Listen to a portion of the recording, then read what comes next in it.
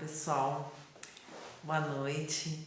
Então nós estamos aqui hoje para mais um resumo, mais um estudo do nosso livro Dimensões Espirituais do Centro Espírita. Hoje nós estamos com o 6º capítulo do livro, que se chama A Reunião Mediúnica. É muito interessante esse capítulo, porque para todos nós, aqueles espíritas que estamos na lida mediúnica, que participamos de um trabalho mediúnico, sabemos da importância da responsabilidade, da educação mental, da educação moral no dia a dia, da nossa transformação moral. Mas neste capítulo, a Sueli Caldas, ela nos traz, em complemento aos iniciais, da importância do trabalho mediúnico como um organismo, como um coletivo.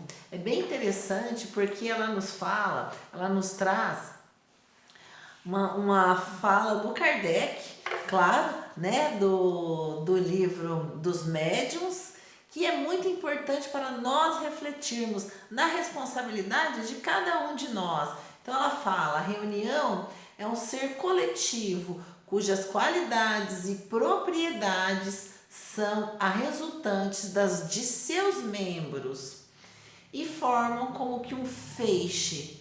Ora, este feixe tanto mais força terá, quanto mais homogêneo ele for. Então, a importância dessa sintonia, dessa união de pensamentos, dessa harmonia de todos os integrantes. Às vezes a gente ouve a pessoa, mas eu não sinto nada, não vejo nada.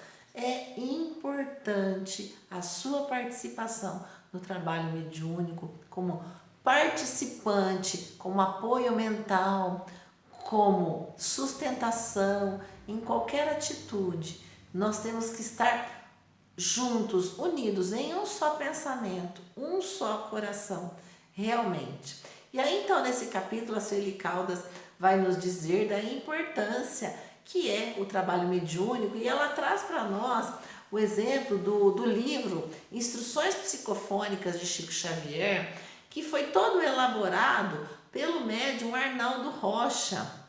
Então ela traz esse exemplo desse médium, que por sinal Arnaldo Rocha foi o marido da Meimei, né? Para quem não sabe, quiser pesquisar, Arnaldo Rocha perdeu a sua esposa muito jovem, e então ele encontrou com o Chico, e o Chico, sem saber, sem nunca ter conversado com ele, soube da história que ele havia perdido a sua esposa, e ele ainda que meio sem entender ou meio que desconfiado do Chico, o Chico fala, e eu sei que você carrega dentro da sua carteira a foto da sua esposa. Vejam que interessante. Então o Arnaldo Rocha passa a integrar a equipe, né, de trabalho, ele passa a ser espírita e inclusive a participar desse grupo seleto de médiuns que participavam junto com Chico Xavier. Então é interessante que ela então traz para nós que esse grupo era tão harmônico, tão organizado, que eles catalogaram durante 2 anos todas as comunicações que eles receberam. Vejam que interessante, que trabalho primoroso. Então, durante julho de 1952 até julho de 1954, foram catalogados todos os espíritos que deram comunicação. Vejam que interessante, num total de 672 manifestações psicofônicas, que é o intercâmbio entre os espíritos com nós, com a Terra, com os encarnados, com os médiuns. Então vejam que interessante, dessas 672, vários foram reincidentes, né? Mesmos espíritos que deram comunicação e voltaram. Então 615 comunicantes. Desse número, 143 ligados ao passado próximo ou remoto dos próprios médiuns, dos próprios participantes do grupo. Então vejam como é importante, muitas vezes a gente acha que faz parte de um trabalho mediúnico, nós estamos auxiliando. Não, nós somos muito mais auxiliados do que nós fazemos.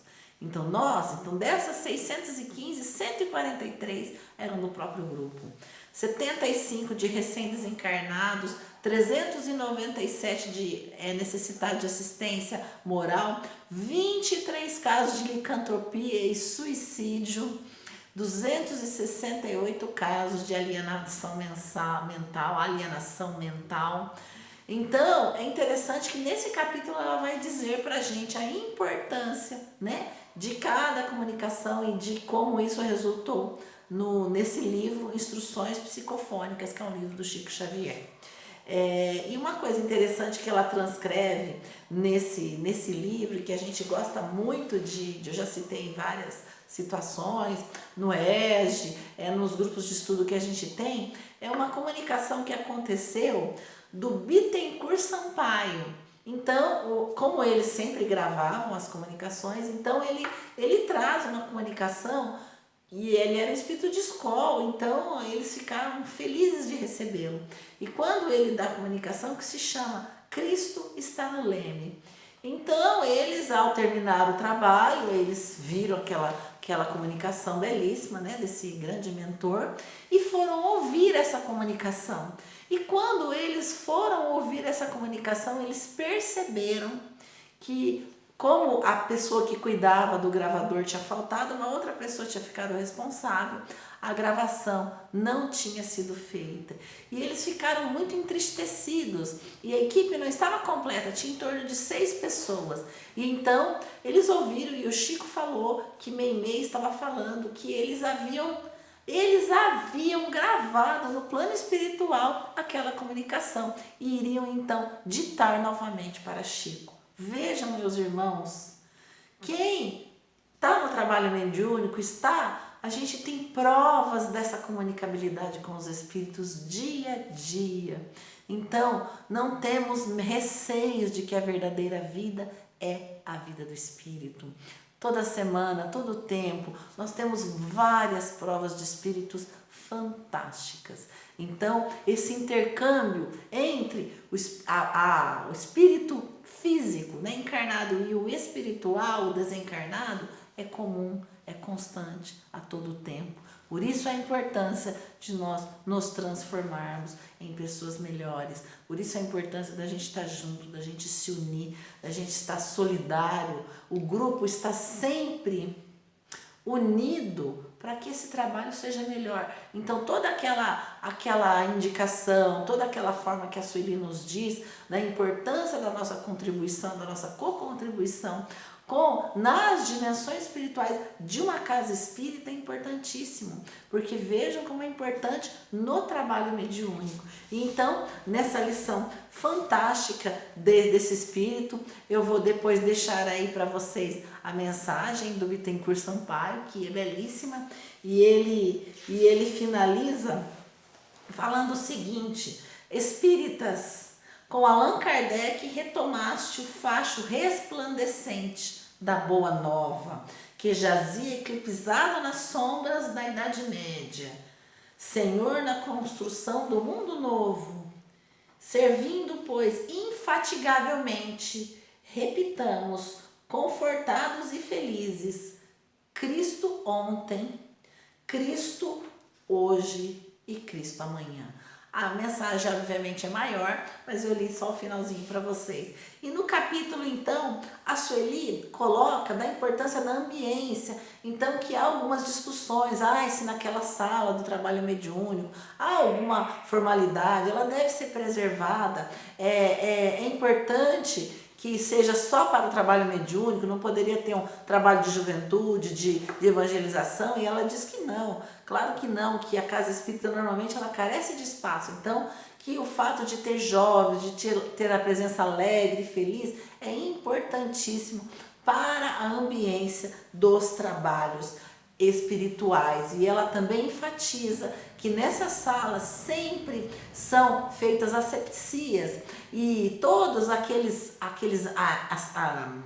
invasores microbianos que são criados pela nossa mente. Então é feita asepsia, porque nós contribuímos para essa psicosfera danosa. Então, mais uma vez, ela coloca da importância do nosso pensamento e do nosso controle.